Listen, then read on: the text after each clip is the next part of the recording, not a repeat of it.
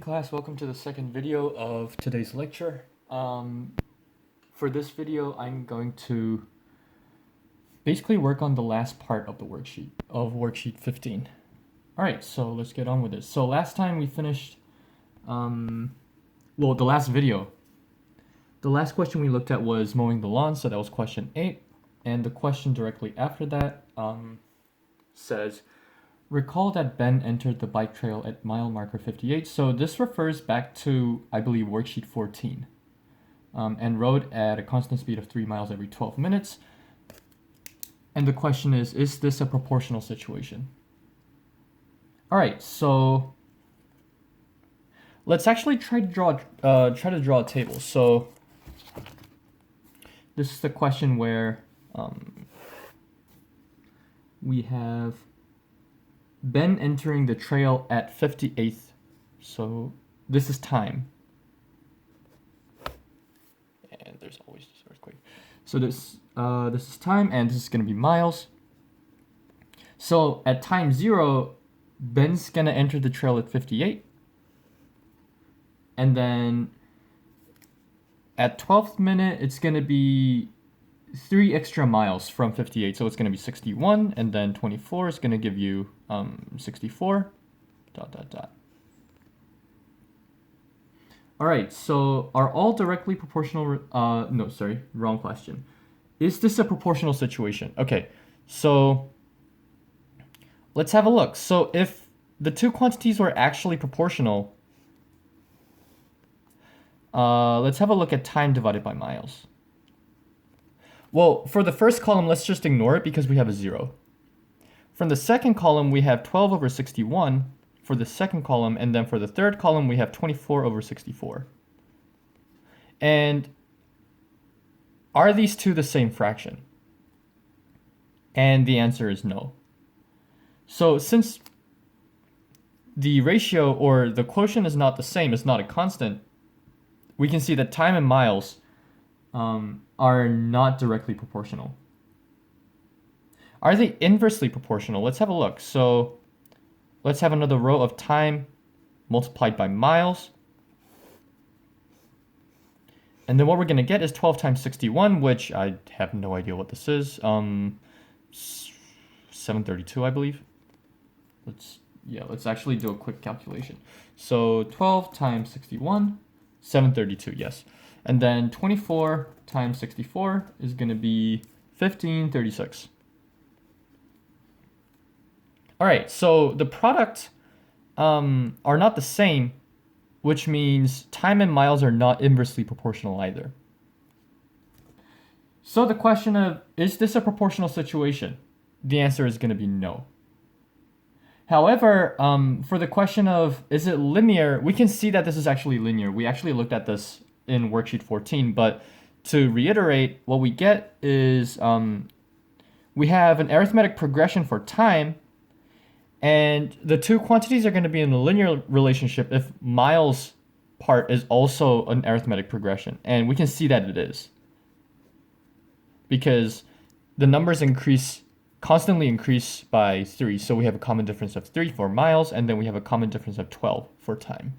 So time and miles are in a linear relationship. All right, so now let's have a look at some of the follow-up questions. So question 1. Let me shift this a little bit. Yeah. All right, are all directly proportional relationships also linear relationships? All right, let's have a look. I guess one good way of thinking about it is using equations.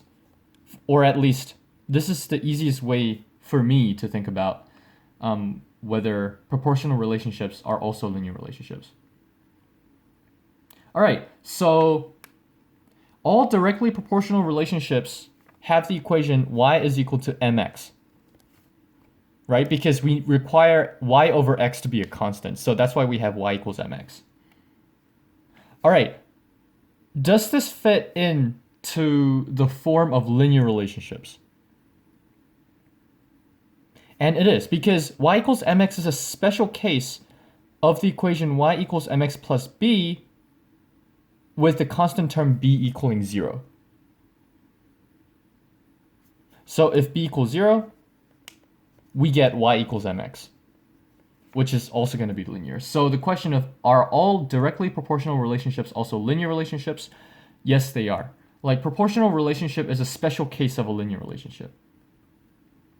Now for the question of, are all linear relationships also directly proportional relationships?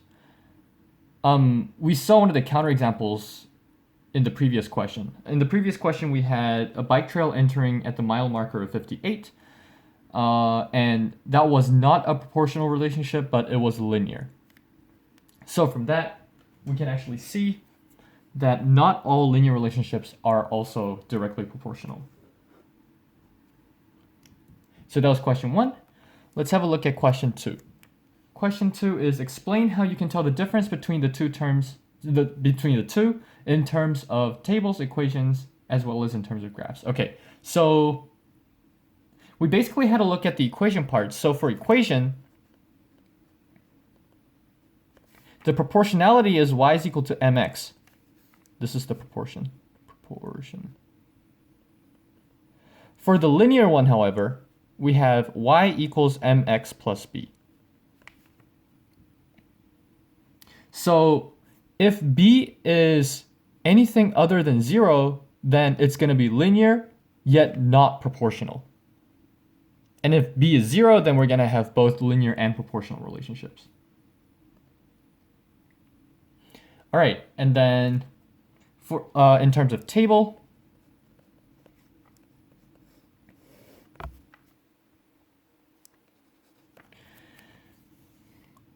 we basically had a look at this quite a few times, but we basically calculate the quantity x over y, and if this value turns out to be a constant, so one good example would be, let's say, like 6, 12, 18, 24, then we know that the quantity x over y is going to be 1/6 throughout. So from the table, if we see that the quantity x over y is a constant, we can see that it's direct proportionality. If it's not, then it's not proportional. And to see if it's linear, then refer back to worksheet 14, where arithmetic progression in x should also lead to arithmetic progression in y. That's the sufficient condition for something to be linear. But for proportionality, we also require that x over y is a constant. All right, in terms of graphs, it's kind of an extension of what we saw in the equation part. So in the equation, linear relationship means it's going to be a line. The graph is going to be a line for sure. But then for proportionality, it cannot be just any old line. So for proportionality, we required that b is equal to 0. b equaling 0 means when x is 0, y is also equal to 0. So for two quantities to be proportional, the line actually has to go through 0, 0. Like such, for example. So this is proportional. So this is proportional. And a good example of a graph that is not proportional is something like this. Because it doesn't go past the origin. It doesn't go through 0, 0. All right, so that was question 2. Question 3, what about inversely proportional relationships? Can such a relationship also be linear or directly proportional? Okay, so using an equation, we saw that the equation is actually x times y is a certain constant. Can such a relationship also be linear or directly proportional? Using the equation is not as obvious. So let's have a look at some other formats. So looking at a table, we're interested in the quantity x times y, right? And if the quantity x times y is a constant, then x and y are going to be an inversely proportional relationship. Well, it's still not obvious whether inversely proportional relationships are linear or directly proportional. So I guess the easiest way to see it is using a graph. So for the graph, we know that inversely proportional relationships somewhat look like this. Now, is this a line? And quite obviously it's not. So looking at a graph, we can see that inversely proportional relationships are not going to be linear nor directly proportional. All right, so that was question 3. Let's end this video with question 4. Hopefully I have enough space in this thing. Otherwise, I need to get a new sheet of paper. All right, question 4. Matt bikes at a speed of 6 miles per hour and Lucy bikes at a speed of 18 miles per hour. So at a certain time, Matt and Lucy took off biking in opposite directions. Okay, so they're getting further and further away. And the speed at which they're getting further away is 6 plus 18. So the speed at which they're getting further away is 6 plus 18 is equal to 24. Because using a diagram, Matt is going to, let's say, bike this way at 6 miles per hour. And Lucy's going to bike this way 18 miles per hour. So that means every hour, Matt and Lucy are actually getting away 24 miles per hour. So what's the relationship between time and distance between the bikers? Well, let's say T is time. T stands for time. And where are we? Oh, and distance between the bikers. Let's say D is the distance between the bikers. Distance. So we can see that every hour, the distance is going to be 24 extra miles. So we can see that D is actually going to be 24 times T. And these two are actually proportional because we are not going to have any constant term. Like, a good way to find a constant term is to see what their distance is when time is equal to 0. And when time is equal to 0, Matt and Lucy are actually right next to each other. So this is actually going to be 0. So what's the relationship? They're actually in a proportional relationship. And write an equation to prove it. We just did that. D is equal to 24T. All right, for question B, we have, now use your equation to find the time at which they will be 64 miles apart.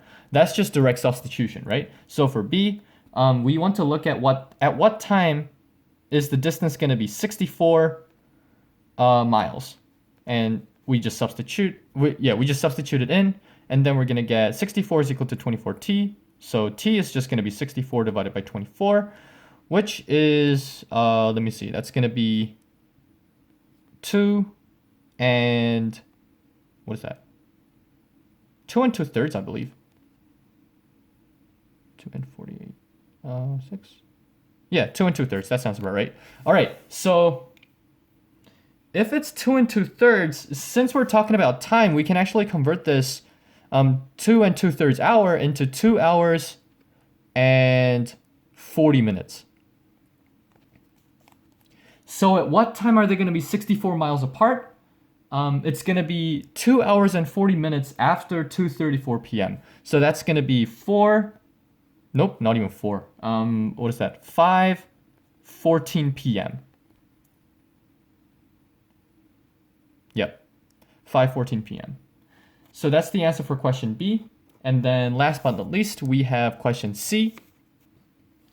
Now suppose Matt started biking at 2:34 p.m. and 20 minutes later, Lucy started biking in the opposite direction. Okay, so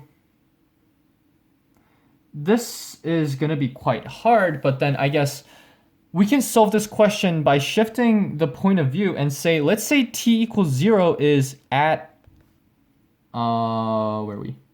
Let's say t equals 0 is at 2:54 p.m. So 2:54 p.m. is when Lucy starts biking. So let's say that is when t is equal to 0. If that's the case, at t equals 0, how far are they already? So at t equals 0, that's when, who was it? Matt would have biked for 20 minutes, right?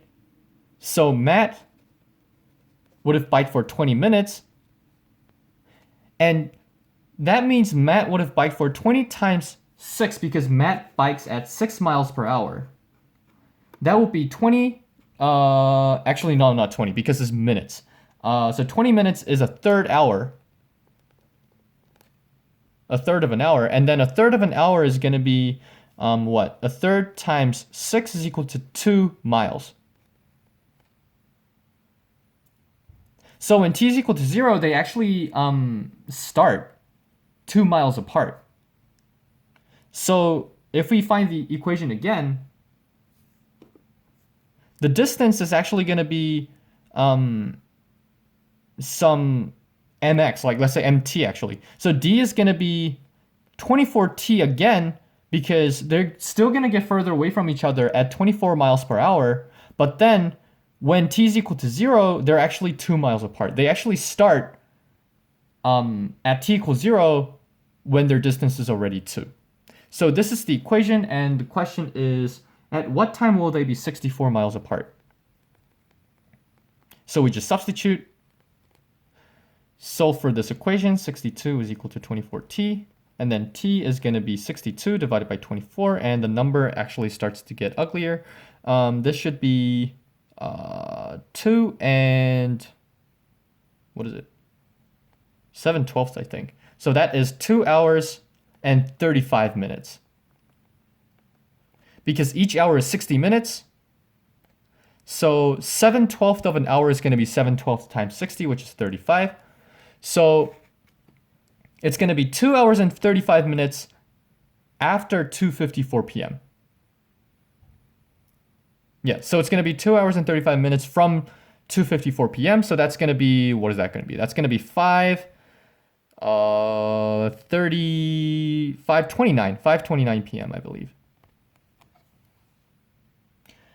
Yep, so that wraps up worksheet 15. Next week, we're going to work on worksheet 16, where we are looking at nonlinear relationships. So inversely proportional relationship is one of them, but we're not just going to look at those. We're going to also look at geometric, which is also called exponential relationship. And also we're going to look at quadratic, which is, for example, an equation y is equal to x squared. So anything with that square term is going to be, well, the square term as the highest term is going to be the quadratic. So we're going to look at some of those.